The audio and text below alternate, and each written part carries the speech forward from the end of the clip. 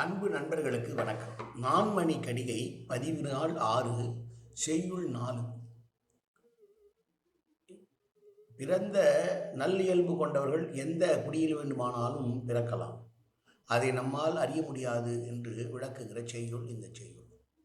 கள்ளி வயிற்றின் அகில் பிறக்கும், மான் வயிற்றின் ஒள்ளரி தாரம் பிறக்கும், பெருங்கடலுள் பல்விளைய முத்தம் பிறக்கும், அறிவார் யார் நல்லாள் பிறக்கும் குடி.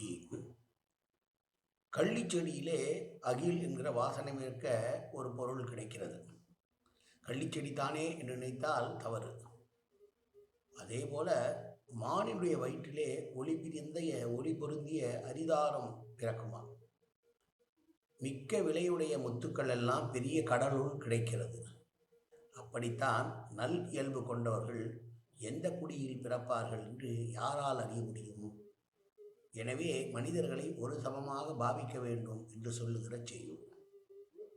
எப்படி கள்ளி செடியிலே அகில் என்கிற வாசனை திரவியம் வருகிறதோ, மானினுடைய வயிற்றிலே ஒளி பிறந்திய அரிதாரம் பிறக்கிறதோ, மிக்க விலையுடைய முத்துக்கள் எல்லாம் ஆழ்கடலிலே கிடைக்கிறதோ, அதுபோல நல்ல குடியிலே நல் இயல்பு கொண்டோர் எந்த குடியிலே பிறப்பார் என்று யாராலும் அறிய முடியாது என்று சொன்ன செய்யுள். மீண்டும் ஒரு முறை செய்யுளை பார்ப்போம்.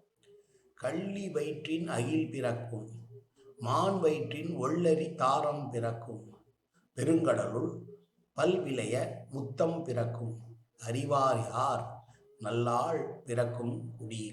நன்றி, வணக்கம்.